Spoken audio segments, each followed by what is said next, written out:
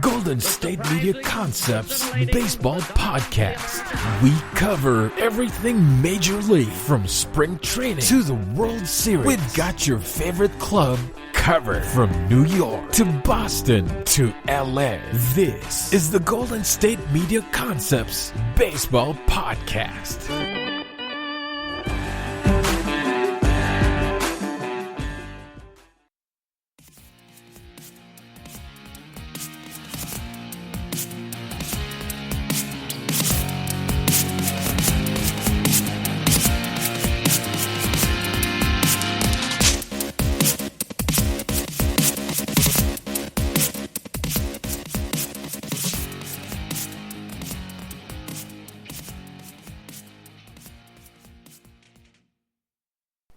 Alrighty, thank you all for tuning in to the GSMC Baseball Podcast, brought to you by the GSMC Podcast Network. I am your host, Evan Worley. Happy Tuesday to everybody out there. I hope you guys had a great weekend. This weekend, I really didn't do much besides watch football. I thought we had a really weird slate of college football. Nothing really too exciting. Nothing really too exciting happened in the NFL either. It was kind of a boring weekend. Ronald Jones had a really big, touchdown run at the start of the day on Sunday, and then you had Kyler Murray's the end of the Bills and Arizona Cardinal game was absolutely nuts. But besides that, I didn't really see many games that were too exciting. Nothing really, over the top.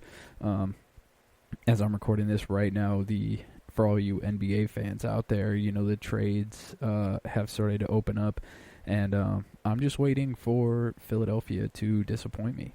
That's really all I'm waiting for. It happens every year before the season. So far, they've done a decent job of not disappointing me. They've actually gave me some sort of optimism for the future, but I'm waiting for that to change. I'm waiting for the dumb move to absolutely ruin the season before it starts, and I know for a fact it is coming soon. I just don't know when, and I just don't know what it's going to be.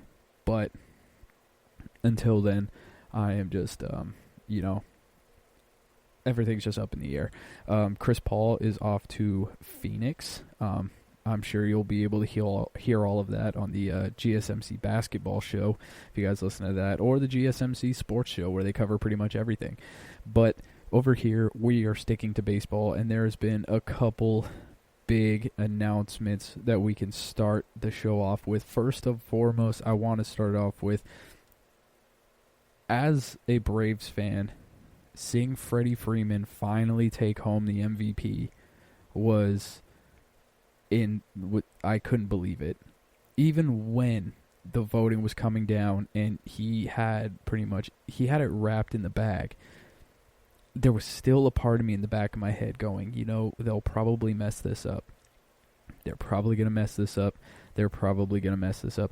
And they actually didn't. I think that, with the MVP voting, they absolutely got it right. Jose Abreu was on an absolute tear. He had, he had 7 home runs in a series against the Cubs. He was out just ripping the ball left and right. Freddie Freeman was the absolute driving force behind the Braves offense. I know I've given a lot of props to Marcell Ozuna, who, has really done his damage, but I think Ozuna really excelled in the postseason. But Freddie Freeman was just the state of consistency throughout the regular season that the Braves needed. So I got Freddie Freeman's stats up. So he finished the season with 341 batting average. He had 13 homers, 73 hits, 51 runs, 53 RBIs. He led the majors in runs, led the majors in doubles. Let's see. He had a 462 on-base percentage, a 640 slugging, a 1.102 OPS, and a 186 OPS plus, which is good for a career high in that category. He just tore the cover off the ball. There's nothing more that we could say. He tore the cover off the ball this year. He has been the state of consistency in Atlanta for forever. His batting average since 2013, 319, 288, 276, 302, 307, 309, 295, and then this year, 341. I knew he had an off year last year. People were doubting me when I kept telling him, like, Freddie Freeman's off his game, but I knew he was off his game. I just never really checked. Back into that season, homers, he had 23 and 100, 1878, 1866, 3491, 2871, 23 and 100, 38 and 121, and then this year in 60 games, 13 and 53, sorry. So, he's just been out here, and he's been playing Gold Glove level defense his entire career. He's had some injury-prone seasons. In 2015, he only played 118 games. In 2017, he played 117 games. He's gone the distance during the season 3 times, including this year, if you want to include this year, because it was only 60 games. But I still include it because he went through the entire playoffs as well. It was a lot of games. He did play a lot of games. So, shout out to Freddie Freeman. He's had a great career so far. He's only 30 years old, so he has about 10 more years, especially if the universal DH comes out. He'll have about 10 more years of playing days in him. I just really hope that the Braves are able to win a championship. Just for Freddie Freeman, because, when Chipper Jones retired, he looked at Freddie and he was like, well, here's the new me. Here's the new Chipper Jones. Everybody was going to be looking for, who's the new Chipper Jones? Who's going to be the state of consistency in Atlanta moving forward? And Chipper put the crown on Freddie Freeman early, really early in his career, and you can't say that he hasn't lived up to the hype. He really has. He really has lived up to the hype. Only 1 year I can really look at and see that he had a pretty, I would say subpar year, and he was 24 and he was an all-star. In 2014, I'll read out his stats. This is a one that you can consider a down year for Freddie Freeman. So he played 162 games, played every single game that he could. He had 93 runs, 176 hits, 75 hits, 40 doubles, 4 triples, 18 homers, 78 RBIs. He stole 3 bags. He walked 90 times, K'd 145, had a 288 batting average, a 386 slugging, or OPS, a 461 slugging, an 847 OPS, and a 139 OPS plus. Still, his worst season statistically when he played a full season was 39 points above average, and he was an all-star. Freddie Freeman is just well deserving of this MVP. I could not be happier. But let's move on from Freddie and move on to the biggest news, which is the Marlins' new general manager. Now, I don't know how to say her last name. I didn't hear anybody say her last name. I've just seen it written down. It's just, Kim NG. That's probably bad. I should probably know how to say her name, but I'm just going to call her Kim. But Kim being a general manager in baseball right now just proves how much, sports has evolved, and especially sports in, just America. You can just say America and see how everything's evolved. I'm honestly not surprised that she is a general manager.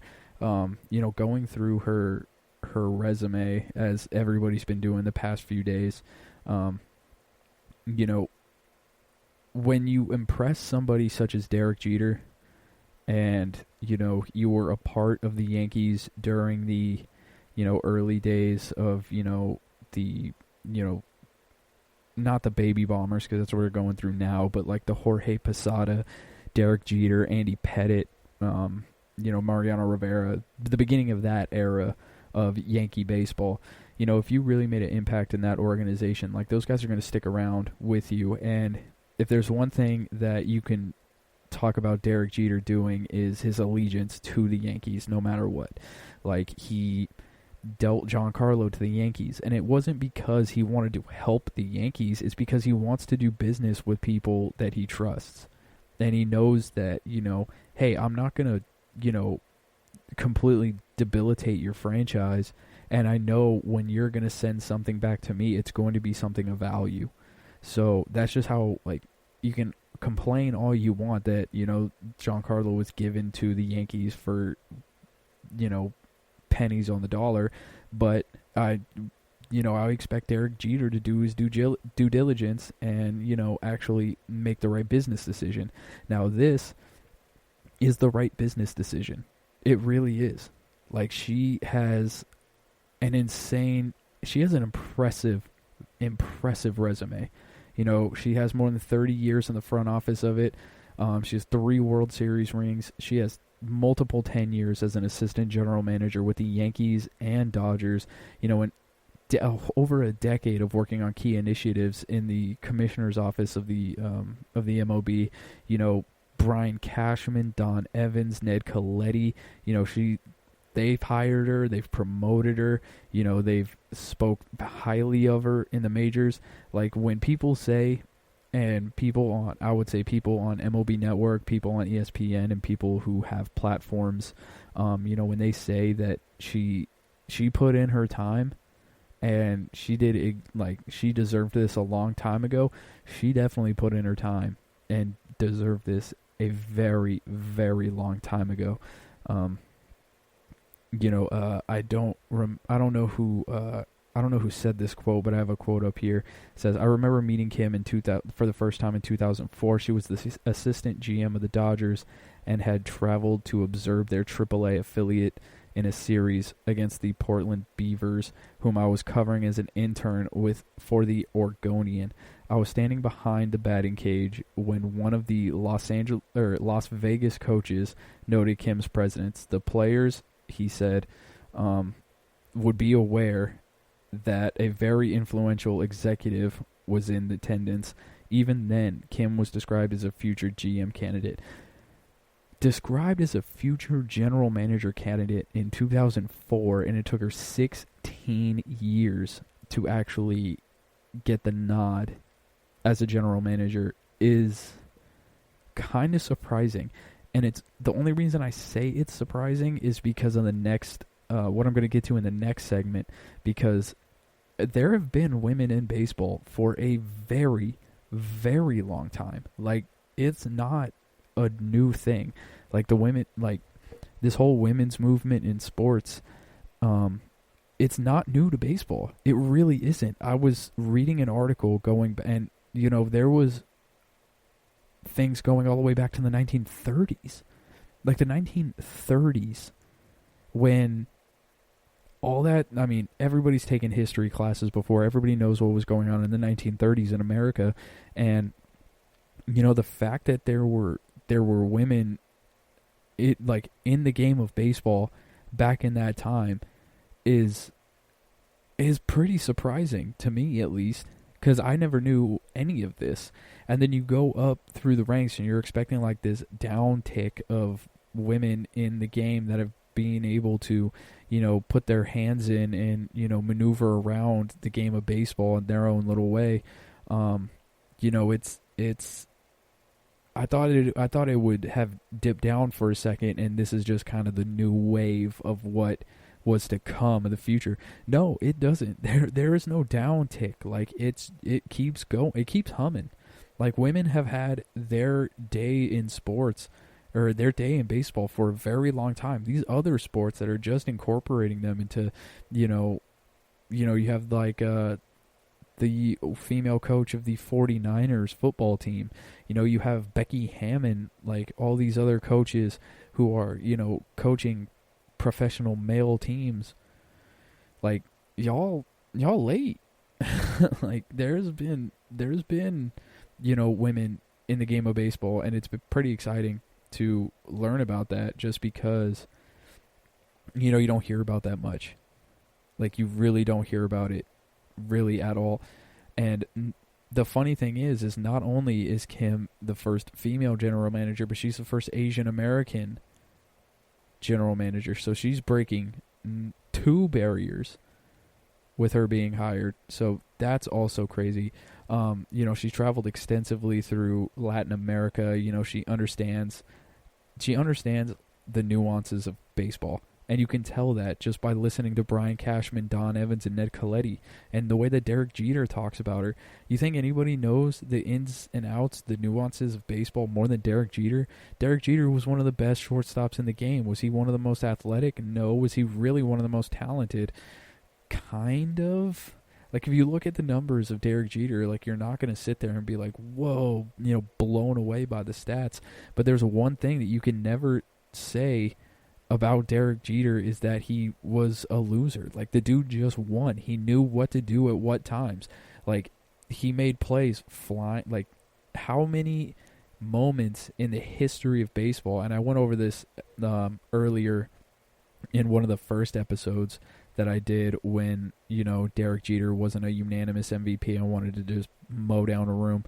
But, how many moments of baseball history has Derek Jeter put his stamp on when the greats of the game only really have a couple?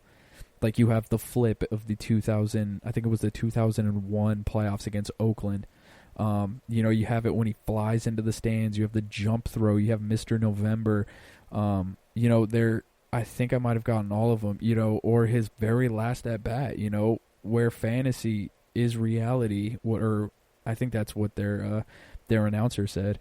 But when you have somebody who's etched themselves in the game like that, and the number one cosign, it comes from him. Like, you've done your due diligence, and you know what she can bring to the game. And with the Marlins making it to the playoffs last year and having such a good young core, I only expect greatness from the Miami Marlins, and I know for a fact that Kim is going to be a huge part of that moving forward. So I am going to be taking a quick break, and I will be right back to talk about women's firsts in baseball. There's a lot more than you would think. There is a laundry list, and I'm talking a laundry list of firsts in baseball when it comes to women. So I will be right back, and we will get to that right after the break. This is your ultimate stop for everything sports. The Golden State Media Concepts Sports Podcast. Should I say more? From the NFL, MLB, the NBA to MMA, it's all in here. The Golden State Media Concepts Sports Podcast. Listen now.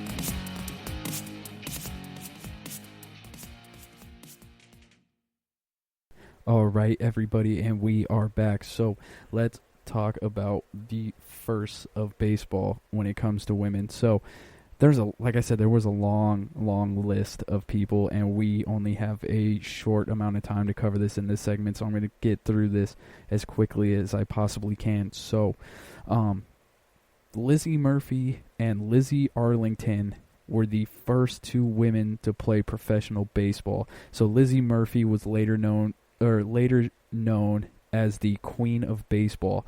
At age 17, she became a professional baseball player, where she signed with the Providence Independents.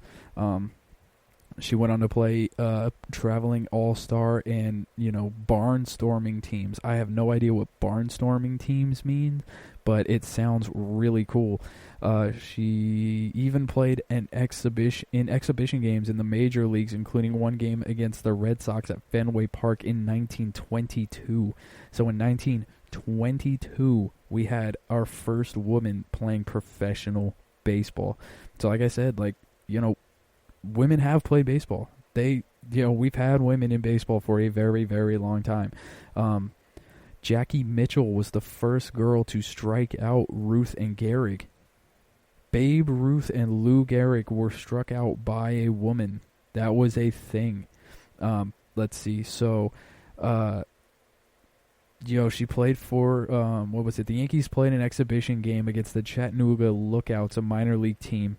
The Lookouts owner signed Jackie Mitchell, a 17-year-old out of Memphis. So she grew up in Memphis, played for the Chattanooga Lookouts.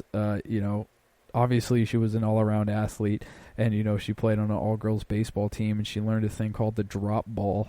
I don't know what that is, but I know I can only imagine it was like a splitter or something. or maybe this is a softball pitch. I know there's a rise ball, so there's probably a drop ball, but I think it could have been an overhand, since it's a Chattanooga Lookouts and it's a men's team. So if it had to be overhand, my guess of a drop ball would be a splitter, I guess. So let's see. She learned that pitch from Dazzy Vance, who was a Hall of Fame pitcher and just happened to be her neighbor. She came out of the bullpen, and she managed to strike out Lou Gehrig and Babe Ruth before walking Tony Lazzeri and was pulled from the game. So she was able to strike out two of the greatest hitters of all time. In spring 1931. So you have Jackie Mitchell in 1931. Let's see. So you have the first female scouts were Edith Houghton and Amanda Hopkins. Houghton and Hopkins, they were two women. The first two women became full-time professional scouts. So let's see. Houghton became the first in 1946. She was hired by the Philadelphia Phillies after playing as a shortstop herself in the Women's Baseball League. 70 years later, Hopkins joined Houghton as she was hired as a pro scout by the Mariners. So 1946 and 2016, two women were signed by Major League Baseball teams to be professional scouts. There was also, you could include Bazzie Largent. She worked with her husband as a scout for the White Sox in the 1920s and 1930s.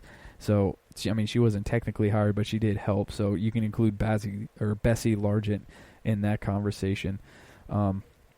We did have a woman pitch in the Negro Leagues. So Mamie Johnson, she was a 5'4" right-hander known as Peanut.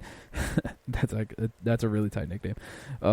She spent 3 seasons on the mound for the Indianapolis Clowns. I need a jersey.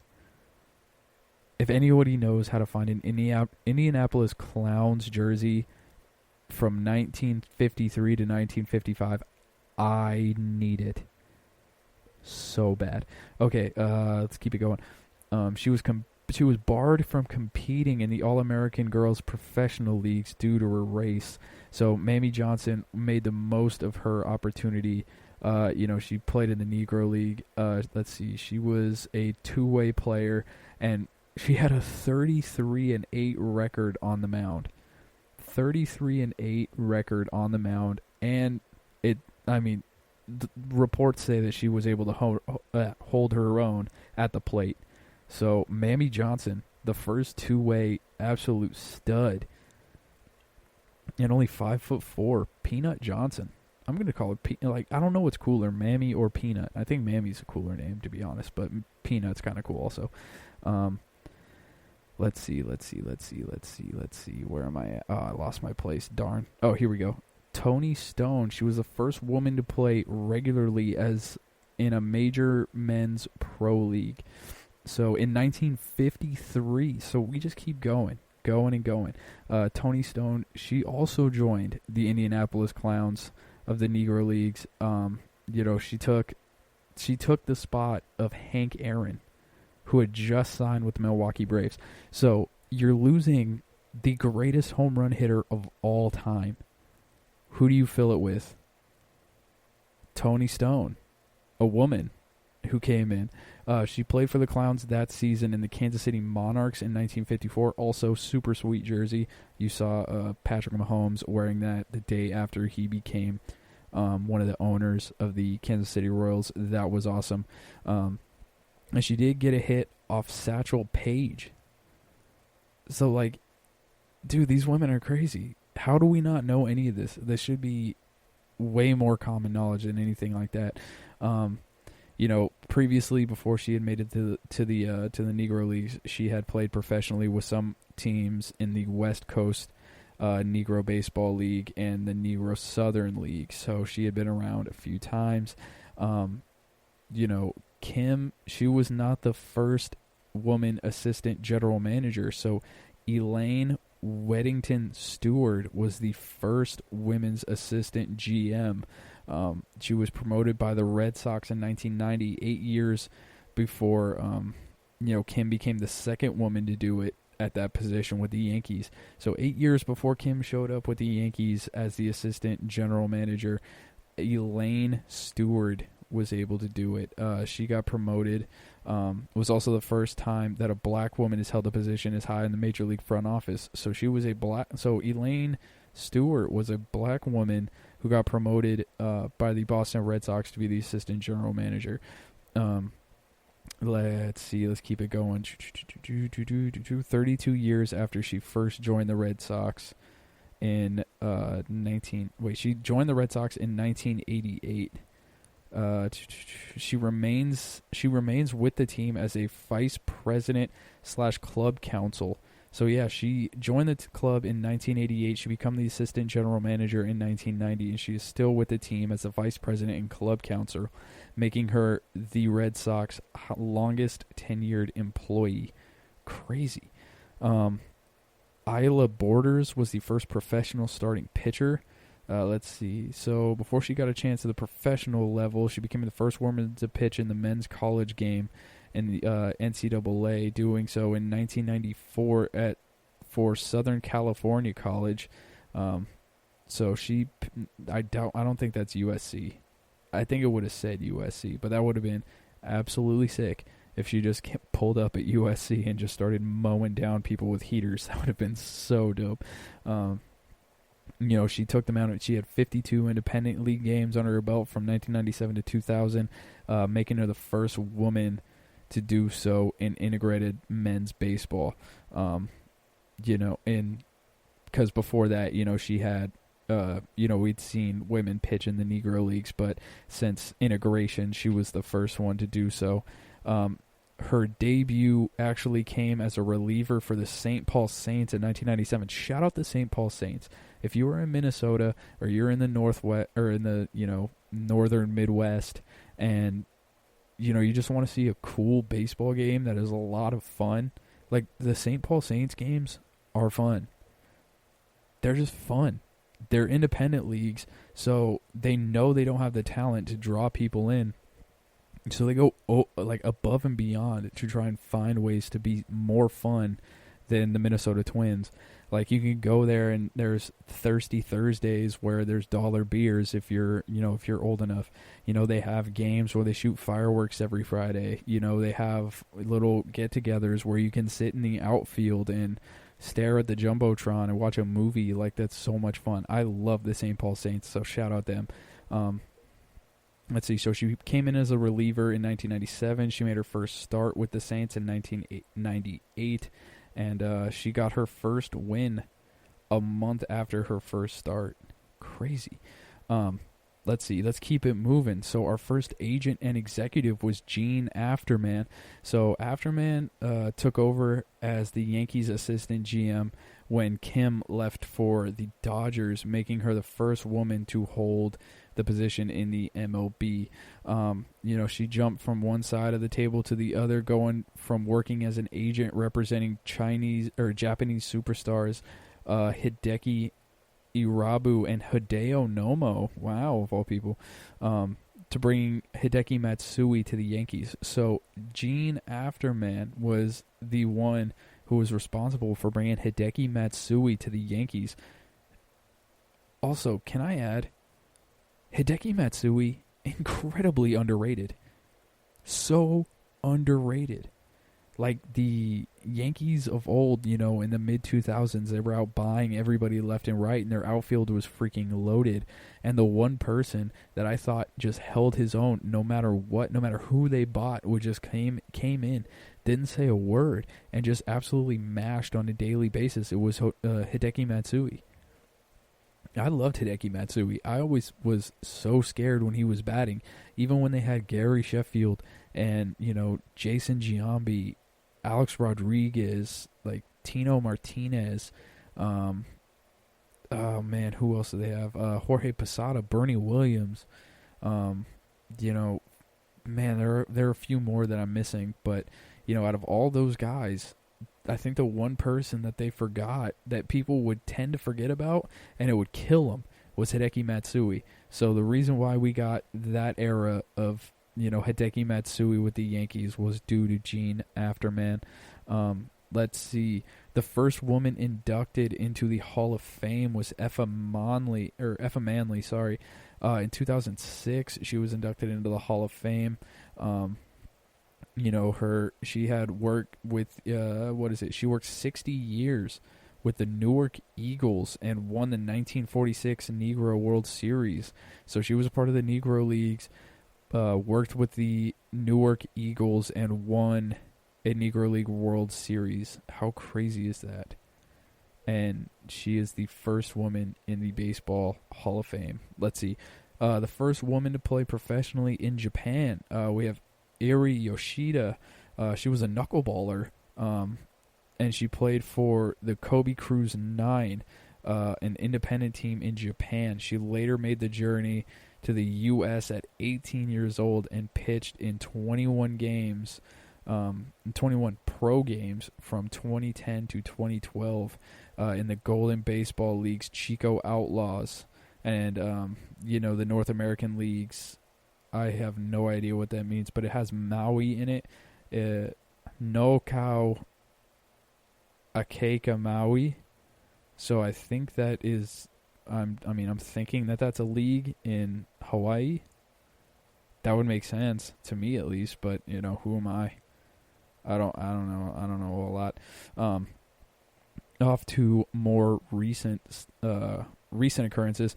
The first Little League World Series star, obviously we all remember Monet Davis coming in and throwing a no-hitter, had a 70-mile-per-hour fastball. I can't even imagine handling 70 miles per hour at 12 years old. And she was out here hucking, throwing no-hitter, just taking over the game. The sensation that was Monet Davis called for a wild, wild summer. First analyst on a national TV televised MLB game, Jessica Mendoza. Shout out Camarillo, California for that one. Jessica Mendoza, the pride of Camarillo. As everybody, when you look at the resume of Jessica Mendoza, you can't tell me that she doesn't know baseball. Like, she's one of the best softball players ever. She's a two-time Olympian. Like, everybody knows everybody knows her background.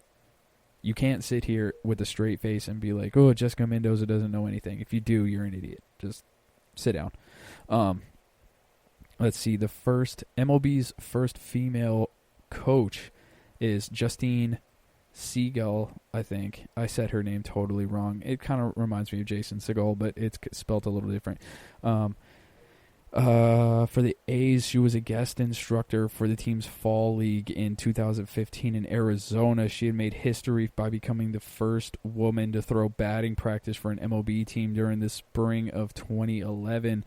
In 2009, she became the first woman to coach at the professional level when she manned first base's coaching box for the independent Brockton Rocks.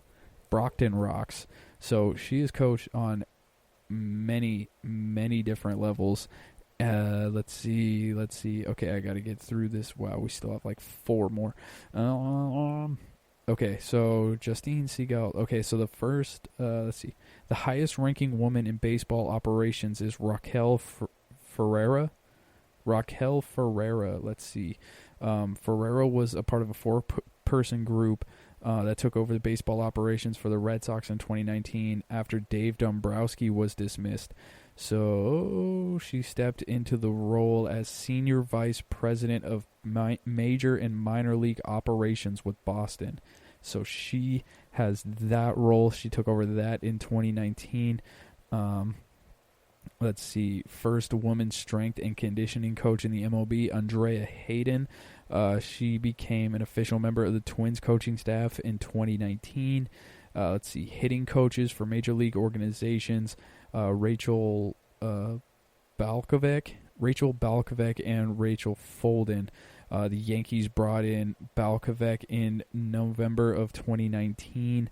The Cubs hired Raquel Folden to lead the hitting job tech, and a fourth coach for their rookie level Arizona League affiliate in Mesa, Arizona. So they have them there. And then finally, we're going to wrap it up with the MLB's first woman major league coach. It is Alyssa Nakin. I think that's her name, Nakin. I've mispronounced, I think, every single one of these women's names, and I'm sorry, I'm very bad with names. But she was a former Sacramento State softball player, and she had joined Gabe Kapler's coaching staff in San Francisco in January of 2020, becoming the first full-time female coach on a big league team's staff. So if there's one thing that we can learn about this is baseball has always been incredibly diverse and always been, accepting to women in the game.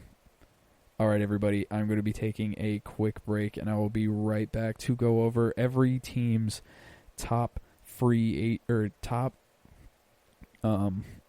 the year candidate. Well, not every team. I'm just going to say my top rookie of the year candidates for next season. I think I have about 10 of them, and I'm just going to go over why I think they are some of the best in the league coming into next year. All right, everybody, I'm going to be taking my break right now. Tired of searching the vast jungle of podcasts? Now listen close and hear this out. There's a podcast network that covers just about everything that you've been searching. Hey! The Golden State Media Concepts Podcast Network is here. Nothing less than a podcast bliss with endless hours of podcast coverage. From news, sports, music, fashion, cooking, entertainment, fantasy, football, and so much more. So stop lurking around and go straight out to the Golden State Media Concepts Podcast Network. Guaranteed to fill that podcast itch. Whatever it may be. Visit us at www.gsmcpodcast.com. Follow us on Facebook and Twitter, and download us on iTunes, SoundCloud, and Google Play.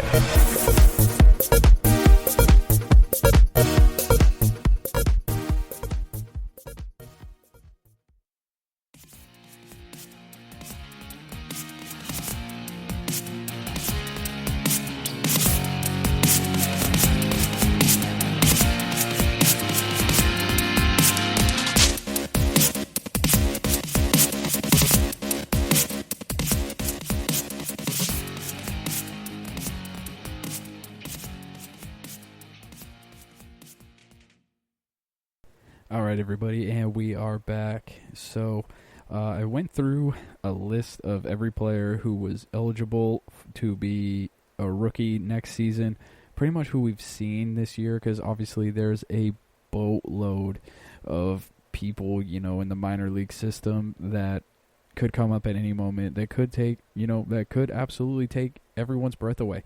I thought throughout the season that Luis Robert was going to be the rookie of the year. I thought he was hands down the rookie of the year, and then next thing you know, Kyle Lewis comes up and just absolutely destroys the league and is the best Mariner rookie since Ichiro. So, it is what it is. He came in, he did a ton of damage, and he took away rookie of the year, and then, I had no idea who was going to be the NL's rookie of the year. I would have, halfway through the season, I was betting money on Cronenworth. And this guy Devin Williams comes in and he just sneaks in, rips away the crown from him, from my guy. I thought Brandon Rogers was going to come up and have a great season. I did not think Gavin Lux was going to do anything. I'm still so out on Gavin Lux. I'm not going to even mention him in this. But yeah, I got a few guys. So let's talk about. Let's go to the NL. So I'm going to stick with the NL National League Rookie of the Year, and I'm going to start off in the West, work my way to the East, starting off with Joey Bart. Joey Bart came in this year. He's the number 11 prospect in the MLB ranking system. He was the number 2 overall pick in 2018, as we all know, at Georgia Tech. He joined the Giants out of necessity this summer after he's only played 130 games of the pros. He did struggle at the plate. I thought he had a bunch of, I thought he was able to hit the ball relatively well. He didn't have great consistency. That's the thing. He did have legitimate power, and he did a nice job handling the pitching staff. I can only imagine how that's going to grow once they add Buster Posey back to the roster. So I think with Buster Posey's influence, also once again, if the universal DH comes back for the National League this year, then I think that Joey Bart might run away with this, because mainly they could save Buster Posey for years and just teach Joey, the game through his eyes, through the lenses of Buster Posey, he's up there with Yadier Molina as one of the best catchers of this generation, because when you're the lead catcher and holding down a pitching staff for 3 titles in a decade, come on. There's nothing you can hold against Buster Posey. I hate Buster Posey. I hate the Giants. I hate seeing them win. I hate seeing their fans happy. But there's nothing I can hold against him. Buster Posey is one of the best catchers in baseball of this past generation. Moving on to the Padres, we have Mackenzie Gore. So Mackenzie Gore is the number 3 overall prospect in baseball right now, according to MLB.com. Gore did not get to the majors in 2020, as we all thought he was going to. He's the number 3 pick in 2017. He was in the mix for promotion until the very end of the season. Everybody was thinking, is this the week for Mackenzie Gore? Is this the week for Mackenzie Gore? He's a 21-year-old. He's a left-handed. He's a lefty. With ace potentials. We've all seen. With the Padres having. Lamet show how good he can be. Chris Paddock show how good he can be. Mike Clevenger show how good he can be. They have money to make some moves this off season, and I'll reference someone that they may be getting in the next segment. I think they have a legitimate chance of nabbing him in our free agent focus. But adding Mackenzie Gore to that staff could be like adding Shane Bieber to that Indians team, to be completely honest. With the Indians, Bieber was fighting for the number 5 spot in the rotation. Then a year later, he's hoisting the Cy Young, and it just showed how deep the Indians rotation is, and the fact that he could, Mackenzie Gore could absolutely do the same thing. I feel like he has pretty good potential to come up and just mow through people. And with pitchers, I know it's a lot harder for pitchers to win Rookie of the Year, especially because it's kind of hard to choose somebody who plays once every 5 days over someone who plays every single day, like the next guy I'm going to talk about. But I feel like there is a spot for these pitchers to come in and really take Rookie of the Year, especially Mackenzie Gore, because people might, just of how good the San Diego Padres are going to be, if he comes in and he handles business and, is a real bright spot on the way to the postseason. I don't think how you can really deny him, a vote if all of that were to happen. Moving on, we're going to go to the Central, and we have the Pittsburgh Pirates, and with the Pirates, obviously, it's Ke'Bryan Hayes. So I didn't know I thought Ke'Bryan Hayes was not going to be a rookie next season. I was wrong. He is still rookie eligible next year. He is the number 37 prospect in all of baseball, and he is absolutely the front runner to win National League MVP next year. If he's not the front runner, I don't know who is. He got 3 Rookie of the Year votes already this season. I didn't even think that was possible. But next year, yes, he is still rookie eligible. He batted .376. He had a .442 on-base percentage and a .682 slugging percentage. And he was playing Gold Glove caliber defense He played in 24 games. He had a 1.8 batting WAR, which is higher than any other rookie in 2020. Ke'Bryan Hayes. Here's the thing that I can make a case on why he wouldn't, is because it's one of those things where people come up during the middle of the year and they come out pistols firing. They cannot be stopped. Everything is working for them because pitchers have no film. They have no recognition of them whatsoever, and there's nothing they can really do about it until they figure him out. But with 24 games and a whole offseason to figure out, like, okay, when we're playing the Pirates, all we have to do is neutralize Ke'Bryan Hayes, and, you know, we're gonna be fine. We'll probably be fine without neutralizing Ke'Bryan Hayes, but just on the, you know, just to get ahead, we're gonna go after Ke'Bryan Hayes. I think that he could fall off. I really do. I think that Ke'Bryan Hayes could, you know, he could come out and run away with the Rookie of the Year. He could just, you know, have a kind of whatever so-so season. Moving on to the Cardinals, you have Dylan Carlson. So Dylan Carlson had a real up and down age 20 season. You know, he played in the minor leagues on 2018. So he had a 292 batting average, a 372 on-base percentage, and a 542 slugging with 26 homers and 20 steals across AA and AAA. So they brought him up this season. He played in his first 23 games. He batted 162. He had a 215 on-base percentage and a 243 slugging. Absolutely terrible. So they sent him down and brought him back up 2 weeks later, and he was batting 286 with 7 extra base hits, 11 RBIs over his last 11 regular season games. He was the cleanup hitter for the Cardinals in the postseason. Maybe that gave him the confidence to come back and have a Wreck-It Ralph type season. I don't think he'll be close to it, but you know, he was better than anything else the Central really had to offer. Off to the East. The East is ran by pitching. Like, the two that stood out to me the most were just two of the most dominant pitchers. One of them being Sixto Sanchez. Obviously, we know that Sixto Sanchez is just, he's going to be one of the best pitchers of the game. 97 mile per hour fastball, tantalizing changeup. You know, he only gave up 5 runs in his first 6 starts and threw 5 scoreless innings in a wild card game against the Cubs. You know, a rookie just not showing any, like, fear in the bright lights. You got to be hyped up about that. And speaking of showing no fear in the bright lights, we have Ian Anderson. Ian Anderson made 6 regular season starts, but he had a 1.3 WAR, a 1.95 ERA, a 1.082 WHIP, and an 11.4 Ks per 9. He did get one single Rookie of the Year vote. He dominated this postseason. He was 2-0 with a 0.96 ERA and 11.6 Ks per 9. He even K'd more people in the postseason this year. You know, if he had a little bit more, if he had a little bit more of a sample size, he probably would have won this season.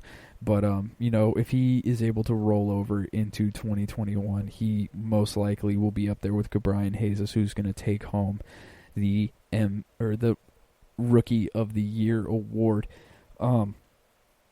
So, off to the American League. So, the American League, I have 4. I have 4 players who I think are really going to contend for the Rookie of the Year. I keep saying MVP. I don't know why. One of them is my guy. I am very excited over him. You guys have all known this since I started the show. I'm hyped on this team. I think, especially since they hired AJ Hinch, that I think they really do have a chance to make something out of nothing, and it is Casey Mize. So Casey Mize was promoted a month into the season. You know, he was the number 1 pick out of Auburn in 2018, and he could not be consistent. His consistency was horrible. He went 0-3 with a 6.99 ERA, gave up 7 homers in 28 1/3. Casey Mize, his stuff is good. You know, he had some plus pitches in his outing, but, you know, he just wasn't able to locate. But here's the thing. Lucas Giolito was the exact same way. When he came out, he had one of the worst ERAs in amongst starting pitchers in all of baseball. And he came out and was able to have himself a pretty good season.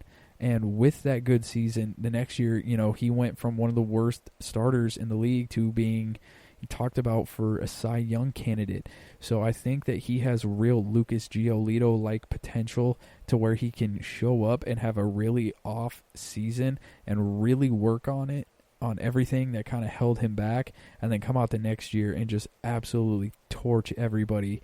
And I feel like that's exactly what's going to happen. I have so much Casey Mize stock. It's ridiculous. This guy could be Steven Strasburg. He could be Mark Appel, if you remember him, the Stanford pitcher who was drafted number 1 overall by the Houston Astros, who never even started a game in the major leagues. He could be either or. But I'm keeping all my stocks. I refuse to sell them. I am in on Casey Mize, and I will be in on Casey Mize. Let's see. So for the Red Sox, we have Bobby Dalbec. So Bobby Dalbec is very, very powerful. In 2018 and 2019, he ranked 6th in the minors with 59 homers. So insane. He had a pretty decent preview. He went deep 8 times in 80 big league at-bats this summer. So, he came onto the scene and, he really flexed his muscle this season. I feel like with a full season under his belt, he'll definitely be able to, really flex his muscle even more and solidify himself as a potential, third base threat. Maybe they move him to first base because they want to keep Rafael Devers there. Like maybe Rafael Devers, figures it out. He had one really good year. This year he came out and was really shaky. You never really know what you're going to get out of him.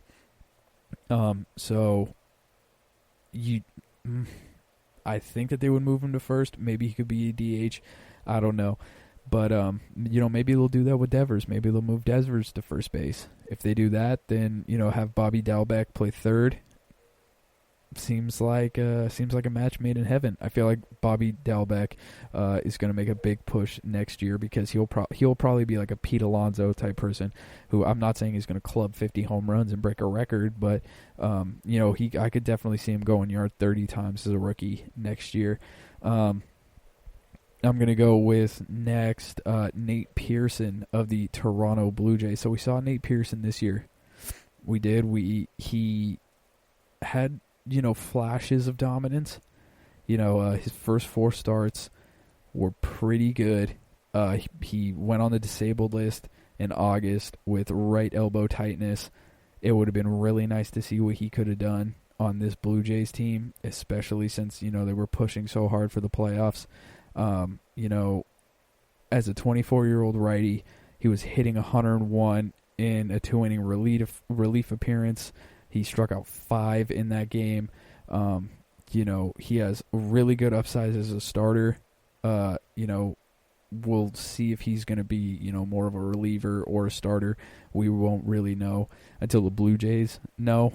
I think they're going to try and put him in both, kind of like trying to figure out what Joe Kelly was. Because I remember when Joe Kelly was first coming up, they were trying to figure out, okay, is he a reliever? Is he a starter? What is this guy? And so I think Nate Pearson is going through the exact same growing pains. Lastly,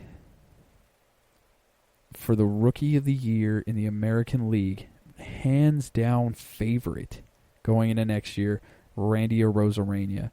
So, last offseason, he was acquired from St. Louis after they sent a 2018 first-rounder, Matt Liberatore, to St. Louis. Arozarena, he didn't really play much during the regular season this year, but, man, during the postseason, he became one of the hottest hitters in baseball. He had a 1.022 OPS, 7 homers in 23 games, and then in this postseason, he was slashing .377, 442, 831 with 10 homers in 20 games, and was ALCS MVP. Like, that dude, I mean, we don't need to speak more about the greatness that was, Randy Arozarena in the postseason. We all saw it. We all hear it. And, guess what? One day we're going to read about it because he's definitely going to have a book come out about him one day, because that was arguably the most special thing that we have seen in baseball in a long time. And all right, everybody, I'm going to be taking my final break, and I will be back to talk about our free agent focus of the day. Want to know the latest in soccer? Then listen to the Golden State Media Concepts Soccer Podcast. From MLS, the World Cup, and the Premier League, we've got you covered. The latest updates, the hottest matches, and news on the league's top players. It's the Golden State Media Concepts Soccer Podcast. David Beckham scores the goal to take England all the way to the World Cup finals. Listen now.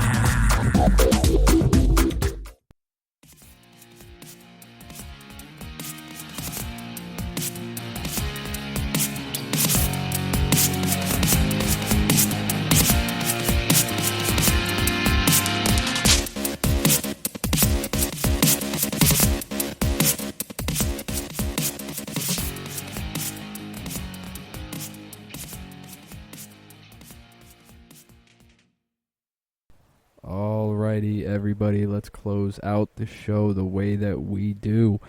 It is our free agent focus, and our free agent focus of today is Charlie Morton.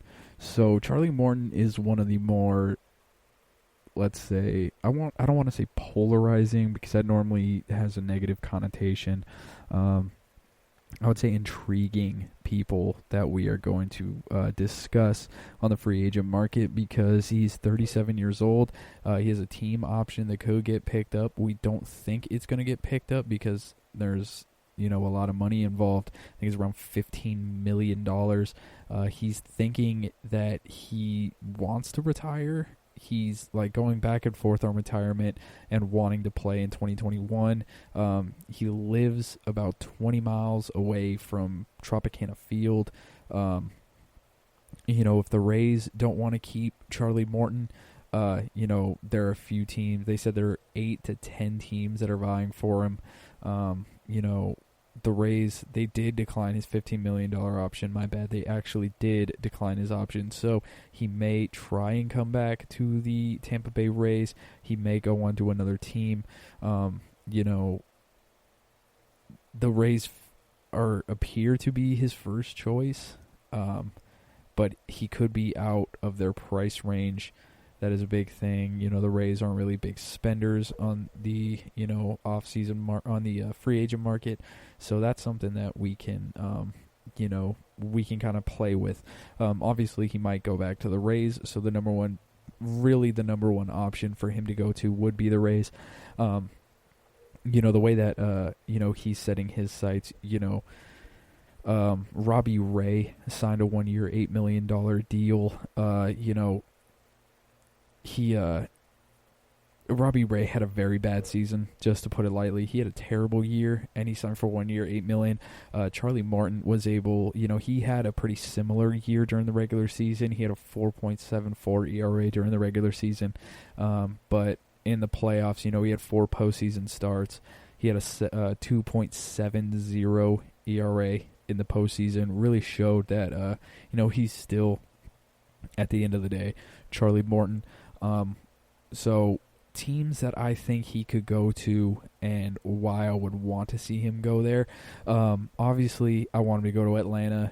I don't really have to sit there and talk about why I want him in Atlanta. Obviously, I want Trevor Bauer there. I thought we had a chance if Bauer wasn't going to go. I thought we could really pitch to Marcus Stroman to be a part of the Braves franchise. Turns out he's out. So the next best thing besides Trevor Bauer, I think, is Charlie Morton. They just signed Drew Smyly today, so I don't know where they're going to put Drew Smyly, probably in the bullpen, I hope at least. So that's obviously something I would like to see. Another team that I think has a decent chance of signing him, I I think the Cubs have a decent chance of bringing in Charlie Morton. So the Cubs really, they do need help. Like, yeah, Yu Darvish had a great year. Kyle Hendricks is a very good pitcher, but their pitching besides that isn't really like that great. I think they could use Charlie Morton over there, basically with his like off-speed repertoire, and his ability to keep the ball down in a place like Wrigley Field where the ball just flies out of there left and right. I feel like that would be a great fit. The Cubs just need pitching. They always need pitching, especially because their offense was so bad this season that they could have used a lot more than what they already got. So that's definitely something. I think the Cubs have a decent chance of going after Charlie Morton. I feel like this is some team that some person that the Angels are going to go after when they miss out on everybody else. So I don't think they're going to get Trevor Bauer. But I feel like they're going to be like, they're going to ask Charlie Morton to show up. They're going to overpay him. And when he does show up, he's going to regress even more than what he did this season. And, and everybody in Los Angeles is just going to get really, really mad at him. I mean, I don't blame them for that because, the Angels have done a terrible job at signing free agents recently. Besides Dylan Bundy. Dylan Bundy did work out for him, but everybody else, in the pitching rotation-wise has been absolutely terrible, dating back all the way to C.J. Wilson. He had a couple good years, but nothing too over the top. He wasn't really that great. So I think this is a team that the Angels, a person that the Angels will come in and overpay. One team that I think is a sleeper that would be really good fit, like a really good fit for Charlie Morton, would be the Twins. I think if the Twins can come in and offer a bunch of money, not a bunch of money, but I would say around 15-ish, probably double what Robbie Ray got for a season, I think he could fit in really well with Kenta Maeda, Rich Hill, Dobnak, just really, and Jose Barrios. I don't know how I went through the Twins rotation and Jose Barrios' name came up last. That's absolutely ridiculous. But, with that starting rotation, I named those four guys, and then you add Charlie Morton to the mix. That's a pretty solid starting rotation for a team that, has a lot of trouble in the postseason. I feel like with Charlie Morton in there and his postseason experience, and not only postseason but World Series experience, can really put him over the hump.